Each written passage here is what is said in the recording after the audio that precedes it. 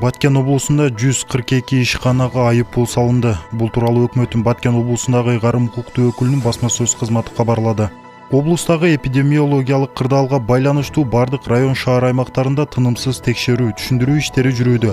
Өкмөттүн Баткен облусундагы ыйгарым укуктуу өкүлү Алишер Абдрахмановдун протоколдук тапшырмасына ылайык жергиликтүү бийлик өкүлү, милиция кызматкерлери, санитардык эпидемиологиялык көзөмөл борборлорунун дарыгерлери, массалык маалымат каражаттарынын өкүлдөрүнөн турган топтор базар, дүкөн, эл көп топтолгон коомдук жайларды, кафе, ресторан жана калкты тейлөө жайларына тынымсыз рейдтерди жүргүзүп жатышат. Адистер тарабынан санитардык нормаларды сактабаган эпидемиологиялык кырдаалга байланыштуу жергиликтүү бийлик кабыл алган чектөөлөргө баш ийбеген ишканаларга жеринде чара көрүлүүдө. Ошондой эле рейдтин жүрүшү облустук телеканалда комментарийсиз көрсөтүлүүдө.